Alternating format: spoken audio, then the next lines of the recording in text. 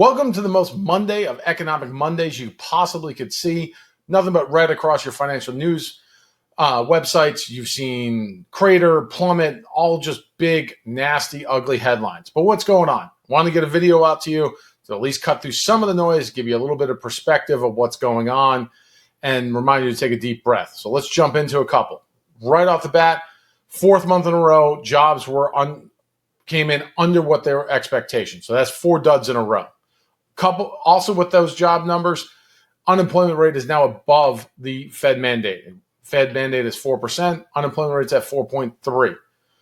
Next up, we got a summer rotation. If you're on my newsletter, you've already seen this video.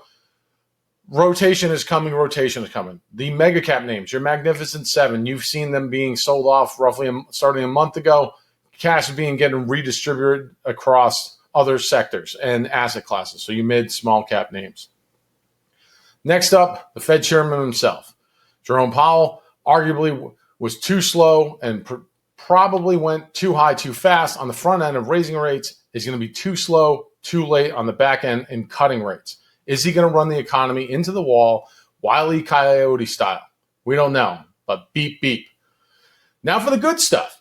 GDP growth beat estimates. It is growing. You can't have a recession if GDP is growing. That's against the definition of it. Now, volatility is uncomfortable. I'm not going to sugarcoat that at all, but it is part of investing, and it's somewhat of a perfect storm right now because of everything that's going on. I know that's a bad analogy with a storm in the Gulf, but go with it. You have economic uncertainty. You have a little bit of rotation, which is probably causing it to be a little bit steeper, a little bit faster of a market drop than we would normally expect to see. Now, keep in mind, this is part of investing. If you stop watching right now, turn on the Olympics. Don't look at your portfolio. This too shall pass. But stick around. I got a couple more slides to go through some of the buzzwords you're probably going to be hearing and everyone talking about. So stay tuned to it and buckle up. Let's go. All right, let's jump into some slides to back up why we're going to look at the big picture. Since the start of 2023, the Magnificent Seven is up 160%, even with the recent pullback due to the rotations that started last month. So 160% in basically under 2 years. This summer rotation, and right now all sectors have a little trouble just deciding what the Fed's going to do next, right? It's like trying to guess which way a toddler is going to go crawling on the floor. You just never know right now at the moment. At least that's how it feels. When you step back, look at the big picture, even with everything we're dealing with. Since January 2019, S&P is up 119%. Since COVID started in January 2020, which seems like a lifetime ago, it's up 57%.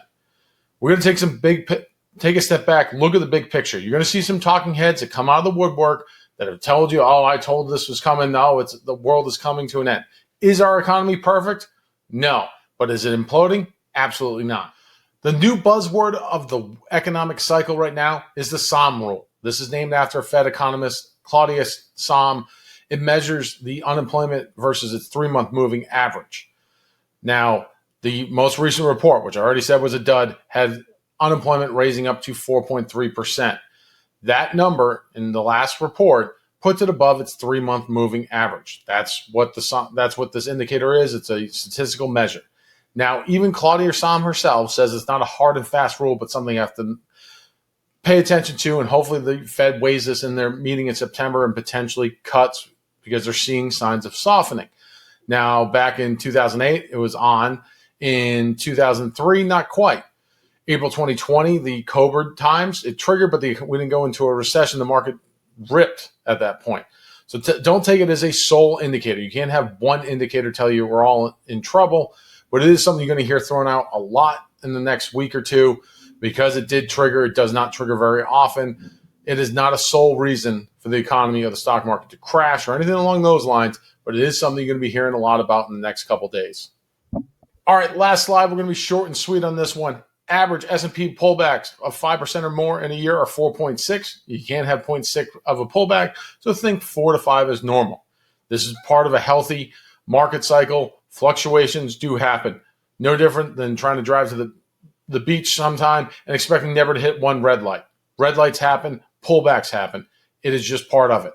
But one of the bigger things to keep in mind, It's a lot easier to tune out all this noise if you got a plan and clearly defined goals. If you need to update your plan, if you're unsure what your goals are, and make money is not a goal, that's an outcome, book an appointment with me. Let's get a plan in place.